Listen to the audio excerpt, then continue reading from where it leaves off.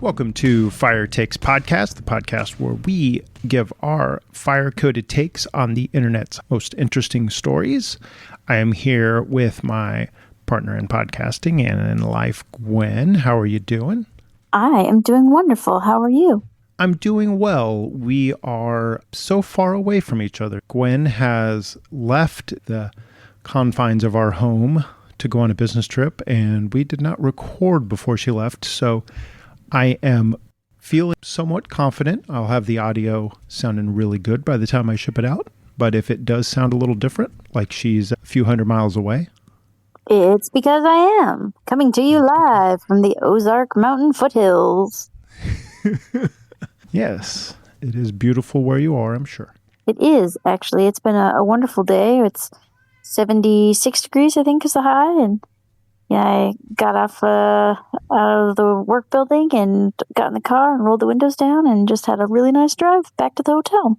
Wind in the hair. Yes, okay. a very brief moment of experiencing the joy of windows open, wind whistling through my hair. Gotcha. Okay. Pollen being shoved up my nose, the whole thing. All right. Before we get takes on our story, I just finished the latest episode of ChooseFI. Brad had Mindy and Scott from Bigger Pockets Money on, and they were talking about the middle class trap. Gwen and I have made reference to the middle class trap and how that is a feeling that we have, to some degree. We have a lot of tomorrow money and we haven't saved enough today money.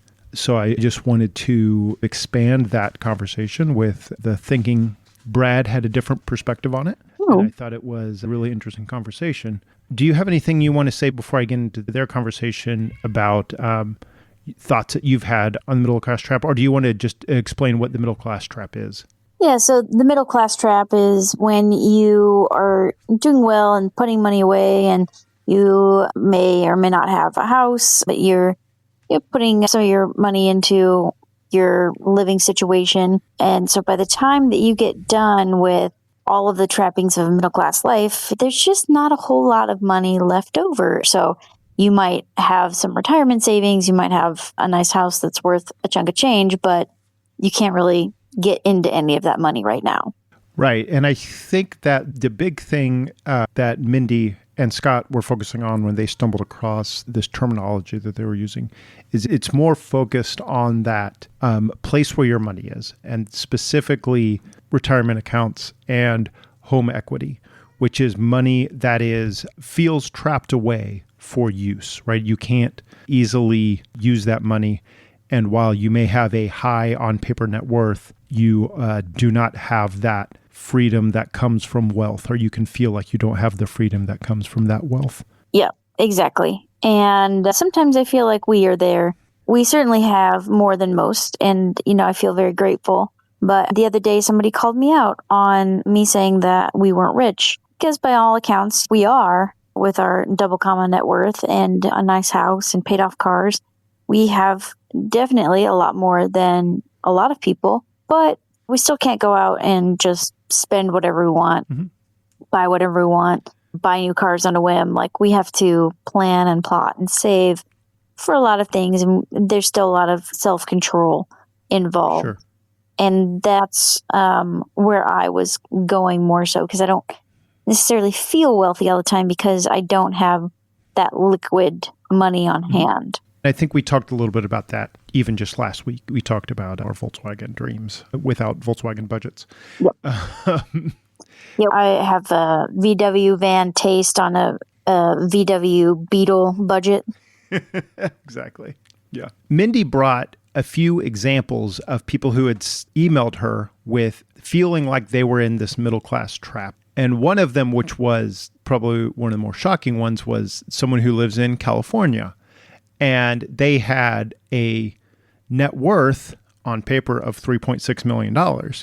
But about $600,000 of that was retirement funds, and $3 million of it was the value of their home, which they've lived in for 20 years. Yeah. And they didn't want to leave. And I think it was interesting because Brad pushed back on that. And he said, no, that's a lottery winner that is sitting on their ticket. that they won, right? Like that's not a FI-minded person. That's just someone who won the lottery and they don't want to cash in the ticket. And because they could be FI almost anywhere in the world. They just can't be FI right there in Southern California where they live. Yeah. Right?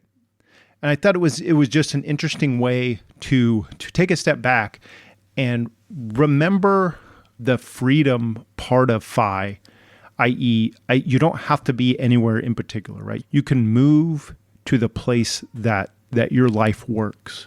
And I just thought that was a really interesting take. Mindy talked about having over 100 people who emailed her and who said, hey, we feel this way. We feel like we're in this middle class trap. And I 100% myself, and we've even said it here on the podcast, I feel like I'm in the middle class trap. But I think that if we took that critical eye and said, hey, well, there are ways we can get at our retirement income, right?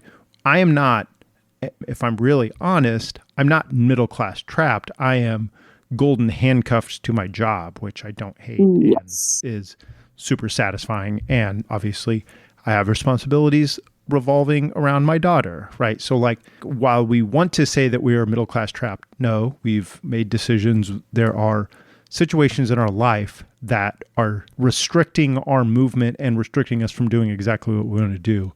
But we are not truly middle class trapped. Yeah, that's fair. I think that this middle class trap terminology has really spun up in the FI community a lot. And we will actually put the link to that ChooseFI show in our show notes because I found it to be a very interesting episode that really got to the heart of the kind of conversations we have in the FI community where we think about the psychology of the money, and we have super smart people around the community that can look at the numbers behind the psychology and really break it down and make sure that we're not spiraling or making bad decisions, especially in the turbulent times we have right now. We definitely need a lot of calm-headed, analytical brains who are going to tell us how things are going to be in the future in a way that does not cause us to freak out. I don't know if such a thing exists, but I definitely welcome people's attempt to try that because anything that stops me from spiraling is good in this environment. But I have no doubt that it was an amazing episode to listen to. Brad does such a great job with the ChooseFI podcast and all the topics that he covers. And of course, Scott is super smart and analytical, like you said. And he and Mindy have some great chemistry and really play well with each other. And then add in Brad to the mix. And I'm not surprised that it was a really great episode. So we are definitely happy to put that in the show notes. And All right. Well, that's enough FI chat with Tim and Gwen. Let's get back to the heart of our podcast, which is our fire takes on internet stories. We are going to let's stop start talking about really smart analytical people and bring in the stories from the internet.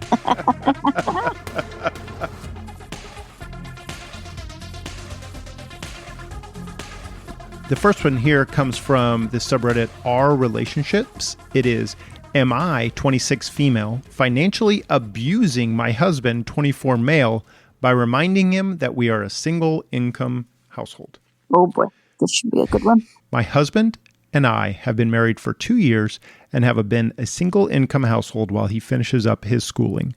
I have been the only one working. It doesn't really bother me because I make relatively decent money that can keep 2 people afloat. We have enough for our living situation and for our food, but we don't have enough to just spend on trips and big things, etc. Recently, we had been putting more money aside to get my husband a new phone for his birthday. That is coming up. This is where the issue comes in.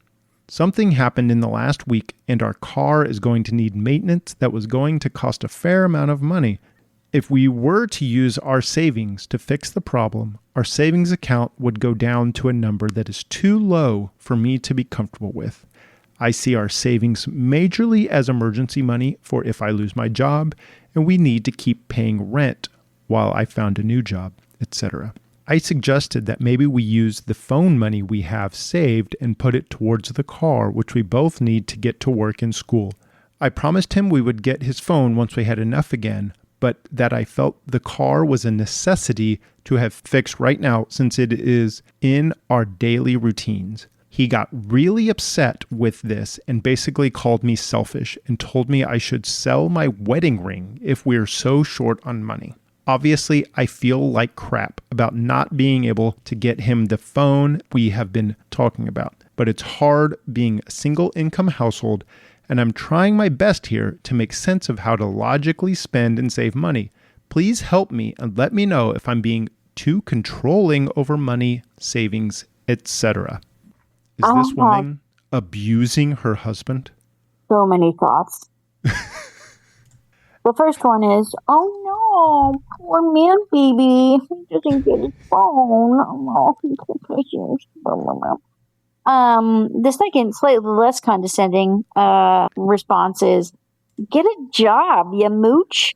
Okay, so this man is going to school, and I think that it's wonderful that his wife is willing to take on the burden of paying for everything as he's going through school and finishing up his degree. There is plenty of time in a college student's life where they can go and get a part-time job. Even 10 hours a week would go a fairly long way towards beefing up that savings account and being able to get that phone for him faster. Well, first of all, it's a phone, right? He has a functional phone. Yeah. Presumably he has a functional phone. Maybe Unless it's threw it on the 2 ground years in old, a big right? tantrum, you know. It's not a necessity. To say that he should sell the wedding ring to pay for his phone, someone says here, repeat that out loud as many times as it takes to sink in. I think that's a fair piece of advice. He wants to sell your wedding ring so he can get a new phone. Where are his priorities? It's not with his wife. Right. Hey, you know that symbol of everlasting love that we exchanged on the most amazing day of our lives when we said that we would take care of each other for worse or for better, for poorer or richer? Yeah, screw that. Go pawn it and give me my phone, woman. If she married him for better or worse, he's going to get worse out of the way, right? Yeah. Yeah. Unfortunately, this is nowhere near the bottom of the barrel, but it's pretty far down there.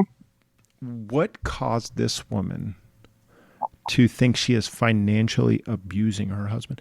That comes from his reaction and his treatment of this very reasonable request, right? Yeah, she's getting gaslit. If anything, he's the one abusing her, like being manipulated to think that this is not the obvious solution. And it's because he's big mad that he can't get a phone when, oh, by the way, he's not going to be able to finish his degree because he can't get to school because his car is broken down. I do, however, have a fairly reasonable personal finance take on this, if you would like to hear it. I would love to hear your reasonable personal finance take. So she says that they have a savings account, and if they paid for the car repairs out of it, they wouldn't have as much left in it as she's comfortable with. Mm-hmm. Which is, fairly reasonable, right? It's a savings account. An emergency comes up. It's hard to take money out of the emergency fund because then you know that you just have to build it back up. And what if a bigger, more emergency comes up and you've already depleted it? Then, now what are you going to do? Are you suggesting there's a bigger emergency than he needs a phone? Well, if she breaks his head open because he's so stupid, he's going to have medical bills. Fair. One way that somebody who maybe is in a similar situation, they could divide up that overall savings account into smaller chunks that are set aside for specific areas. Here's a sinking fund for vacation. Here's a sinking fund for car repairs. Here's a sinking fund for medical bills or a new phone or a little vacation. Maybe that would help OP feel better about having to use some of those savings as if there's some specifically set aside for that particular issue. Isn't that really just increasing your emergency fund then? You know, like, because you have your I lost my job emergency fund and you have your I need car maintenance emergency fund instead of just having your big bucket of Yeah. emergencies. It's not necessarily about increasing the amount. Although it sounds like it probably could stand to go up, but if they're doing well to have food on the table and a roof over their head, I doubt there's a whole lot extra room left in their budget to increase savings. Because there's all sorts of random stuff that pops up all the time. Sure. And if you're not putting money into maintenance, then you're going to have to put money into emergency fixes. And that goes for a lot of things, namely house and car. Yeah. And that's also an interesting point too, is if a car maintenance or car repair has caused her emergency fund to go down to a level that she's not comfortable with, she probably doesn't have enough money in that account to weather a job loss, right? Like we're not talking about the same orders of magnitude of money. Yeah, it is perfectly reasonable for OP to take that money from the phone fund and put it into their only method of transportation. Yeah. No, I think nothing OP is doing is unreasonable. I think she is communicating well. I think she has the receipts. This should be a good financial relationship, communicating partner. Everybody is happy and doing well. And her husband is a small man child. You know, it's funny that OP is showing like really good judgment in basically everything except for the partner that she picked for her life. Wow. That's such a good transition to the next story I want to read you. Next.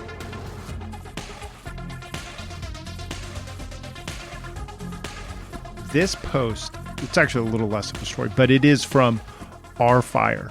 And the title is, Who You Marry is the number one financial decision you can make. I don't know who needs to hear this. Forget about 401ks and IRAs or high yield savings accounts or brokerage accounts. Who you marry is the single most important financial decision you can make with regard to your financial future. I don't mean go marry somebody rich. I mean marry somebody that shares your financial values, works hard, and doesn't spend tons of money. I know people who make several $100,000 a year and are poor because they spend like crazy. I also know people where one spouse stays at home but shares the financial values, who have a huge nest egg and can retire early. Marry the right person. Do OPs need to talk to each other? Oh, yeah, 100%. I mean, it's a little late for OP to put some serious thought into who she married because she already did that. But in her defense, neither of their prefrontal cortexes were really fully formed when they got married. So that could excuse her lapse in decision making. Yeah, as someone who got married without a fully developed prefrontal cortex and who did not necessarily hear the advice of who I marry is the number one financial decision I can make. It's feels bad, man. Well, no, this is not the first time I have heard this piece of advice. Once again, back to Mindy. This was actually on Mindy and Carl's short-lived podcast, which I really enjoyed. I think they're doing something on YouTube. They are doing something on YouTube now. Yeah. I haven't gotten into their new stuff.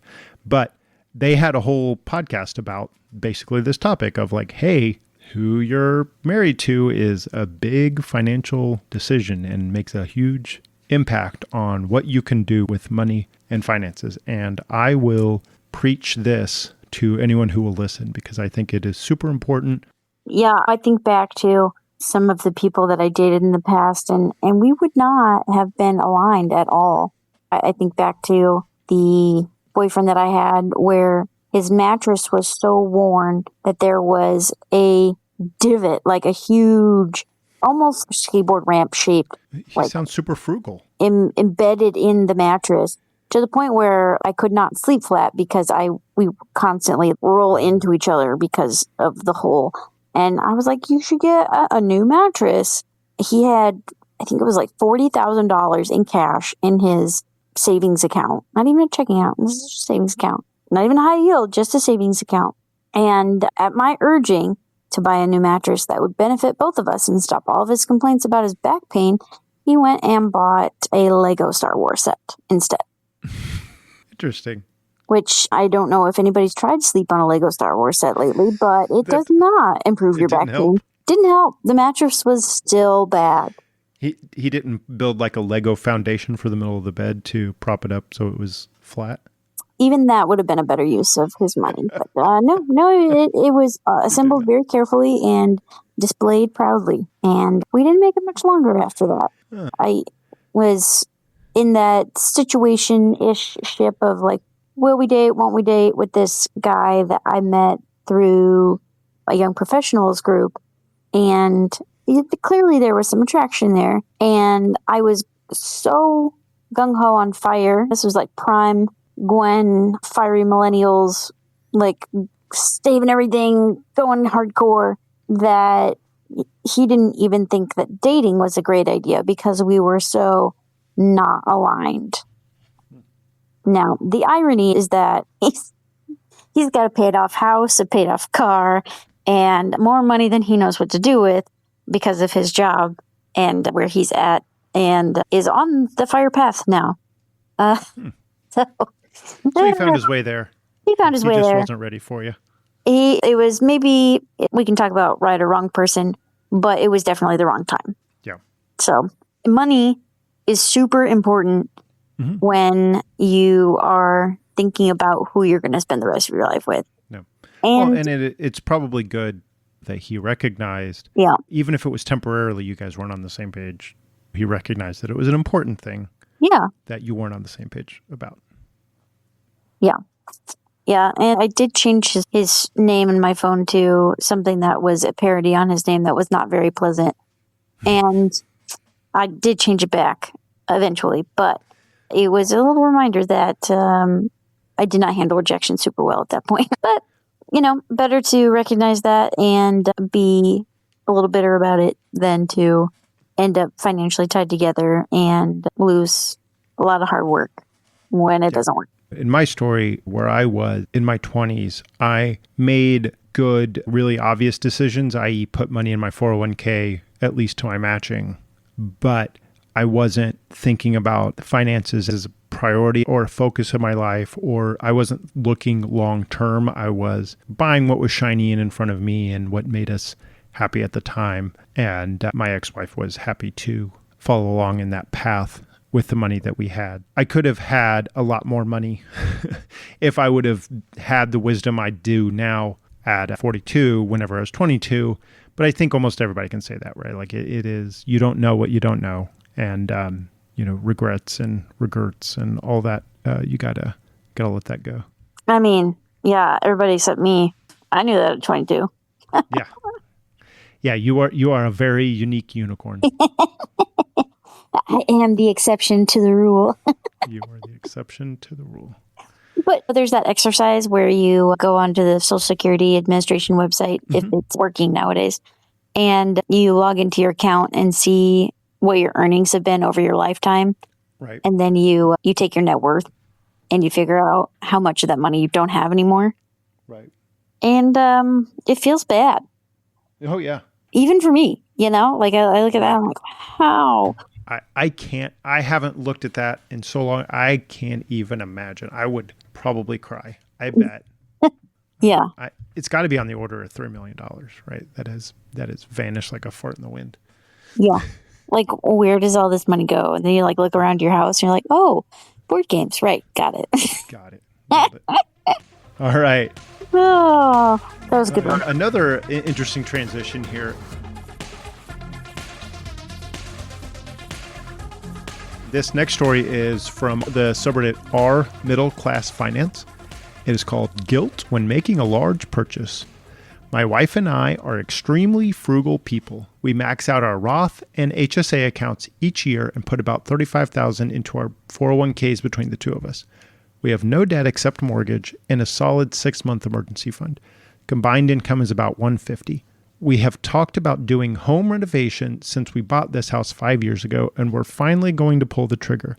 We've saved up a large chunk of money on top of our emergency fund to purchase a new vehicle, but both of our cars should be fine for the next few years, so we decided to do the renovation instead of buying a new car. I'm sure on paper everything looks fine, but I can't help feeling extremely guilty spending such a high amount of money, over $30,000, on something that isn't an absolute need. We spend most of our time at home and plan on being here a while. So this would provide us a lot of joy, but still have the nagging feeling it's a bad idea. Is this a bad idea in our current financial climate, or in general? Does anyone else hesitate when spending large amounts of saved money once you reach your goal? That is a good one. I don't know that I experience guilt. I don't think guilt is the word I use for when I'm making a large purchase, but certainly anxiety, right? Letting go of that number in the account in exchange for physical goods that better my life has always been a challenge, right? Yeah, it's hard to see that number go up and up and up and up, and then one day it's gone, because where'd all your hard work go? But I think OP is probably making a mistake, but not the one that he thinks that he is. I think OP messed up by saving up such a big sum of money and doing it all at once, rather than saving up for a little bit and then doing part or doing a small project along the way. Because going from 0 to 100 is really, really hard. And there needs to be practice on the spending side of things as well as on the saving side of the ledger. Right. Because with a $150,000 of income, these guys are aggressively saving, right? These are aggressive Super savers. aggressive, yeah. So $30,000 that's a big outlay, right? And I think you might be onto something there. Would it have been better to have done 6 $5,000 projects that don't feel so Herculean, right? Yeah, you go through the process, the stakes aren't super high. It's like, we're going to redo the flooring upstairs. Okay, there's $8,000. All right, it kind of hurts, but like $8,000 isn't so much that you can't be like, never going to see that money ever again. And you can also, you get that benefit, right? Yep. You get to see what that $8,000 turned into, and like, oh, this is nicer. I enjoyed that. And you can start to form like a habit loop of like, okay, let me flex this spending muscle and let's get excited about the next project that'll be now in just a few months, right? Because we're not saving up $30,000, we're saving up $5,000, right? Yep. And I mean, if it's, they want to redo their kitchen and it will cost them $30,000, I think maybe they should have started with a smaller project and worked their way up to the kitchen. Because it's hard to split a kitchen renovation up into smaller chunks, right? Like it can be, but I mean, I think even like what you said, right? They redo the flooring. Like something has to be first in the kitchen project anyway. Yeah. So why not do that, right? Yeah. Okay, let's get new cabinets in, and then we can swap out the appliances, and then we can put flooring in. Yeah. And would it be a pain, and would it draw it out? Yeah, probably. But it would also help them ease into the whole thing and not panic at spending so much money. But also, like, life is not just about saving money for necessities. Like, there's got to be some color and some life and fun in your day-to-day. Especially when you're working as hard as they are. Right? Yeah. Like to really cutting it down to the bone and hitting all your future goals so hard and sitting on top of this. That's that real sense of financial independence that 6-month emergency fund gives you, right? Maybe you're not financially independent, as in you don't ever have to go to work again, but you're financially peaceful by having that, right? Yeah, and I'm a living testament of what happens when you only spend money on the necessities, and even then you try and get the necessities down to bare minimum. You burn out, and it's not sustainable. So my suggestion for OP and his wife would be to take it a little easier and start learning how to flex that money and not feel guilty about enhancing your quality of life along the way. Yeah. Yeah. That first word in this post, guilt, I think that's not what you should feel whenever you're making $150,000 maxing out your Roth and HSAs and putting $35K into your 401k and have a 6-month emergency fund. There's nothing about their money situation they should feel anything like guilty about. Yeah. Right? So like they have something in their psychology is broken, whether it's from past trauma or just habits that they've built up. They're doing good things, but they should be financially peaceful right now. Yeah. And like I feel guilt around money, but it's not because of what I'm buying or what I'm not spending money on. Like that's not the aspect of guilt that I feel. And I talked to, was it CBC Radio in Canada about this, that I feel a little bit of guilt about how good I have it compared to some of my friends and family, that I earn so much more and I'm able to save so much more and do so much more than them because they're still in the same kind of situation and I've kind of escaped it, as it were. Right. So like that guilt I can understand, but the guilt on spending money on a house renovation that will make you super happy and comfortable in the place that you live in, like I don't understand that. Well, that does it for my attention span in this plain hotel room recording this episode. And maybe your attention span for listening is drawing to a close. So we are going to go ahead and end it for tonight. Thank you so much for tuning in. As always, we very much appreciate you. And feel free to share this episode with anybody you like. All right. Thanks a lot. Bye. Thank you for listening to the Fire Takes podcast. Wanted to remind you that this is an entertainment podcast. Gwen and I, not financial planners, just opinionated. There are many ways to reach us if you just go to firetakespod.com, including email, Instagram, Reddit, YouTube. You can hear more from Gwen at firymillennials.com. Thanks for joining us. Bye.